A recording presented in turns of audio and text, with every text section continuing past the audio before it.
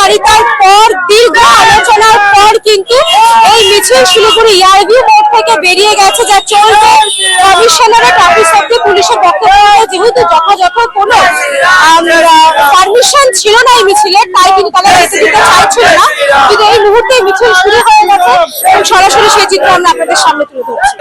আমরা দেখেছি বিগত কয়েক বছর ধরে এই পশ্চিমবাংলার মাটিতে হিন্দু সমাজের উপরে যে হারে আঘাত অত্যাচার হচ্ছে, তার বিরুদ্ধে বিশ্ব হিন্দু পরিষদ সমানে মাঠে নামছে, রাজপথে নেমে তার বিরুদ্ধে লড়াই করছে। সেই বন্ধুগণ, এই যে অত্যাচার অনাচার আর যে হিন্দু সমাজের মঠ মন্দির উপরে আঘাত, মঠ মন্দির ভাঙা, মূর্তি ভাঙা, এইসব অত্যাচারে যে হিন্দু সমাজ শুনে আজকে যে হিন্দু সমাজ বিগত কয়েক বছর ধরে দাঁতে দাঁত চেপে যে অত্যাচারটা সহ্য করছিল, আজকে কিন্তু সে সময় নয়। আজকে হিন্দু সমাজ একটুখানি জেগে উঠেছে। তাই আজকে আমাদের মাটিগাড়ায় একটা মন্দির নির্মাণ করে একটা বৈঠক হয়।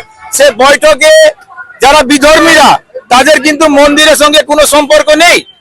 তারা এই মন্দিরে নির্মাণে বাধা দেওয়ার জন্য সে বাধা দিতে আসে। সে বাধার প্রতিবাদে সে ওখানকার যে স্থানীয় সমাজের হিন্দু সমাজ আছে তার প্রতিবাদ করে, সেই প্রতিবাদে ওখানে যে কেচাল হইলো, যে কেচালের সৃষ্টি, যে কেচাল বাড়ানোর যারা দুষ্কৃতী, যারা কেন্দ্র, তাদেরকে বাদ দিয়ে আজকে পশ্চিমবাংলায় পুলিশ প্রশাসন যারা নির্দোষ, তাদের এই মামলার সঙ্গে কোনো সম্পর্ক নেই, তাদেরকে মিথ্যা মামলা দিয়ে জেলে ঢুকিয়ে রাখছে। আমরা জানি পুলিশ প্রশাসন আমাদের সুরক্ষা রক্ষার জন্য আছে। সেই কর্মসূচিটাই বলছি আপনাকে।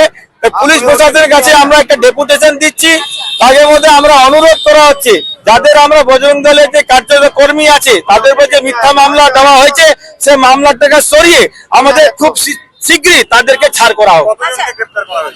7 জনকে গ্রেফতার করা হয়েছে, বিগত 15-16 দিন আজকে হয়েছে।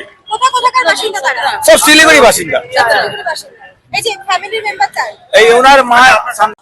শিলিগুড়ি ইয়ারভিউ মোড় থেকে বিশ্ব হিন্দু পরিষদের ডাকে একটি মিছিল, তা কিন্তু শিলিগুড়ি কমিশনারেট পর্যন্ত যাবে এমনটাই ঠিক করা হয়েছিল এবং সেই মোতাবেক শিলিগুড়ি ইয়ারভিউ মোড়ের সমস্ত কর্মকর্তারা, বিশ্ব হিন্দু পরিষদের কর্মকর্তারা এসে উপস্থিত হচ্ছিলেন।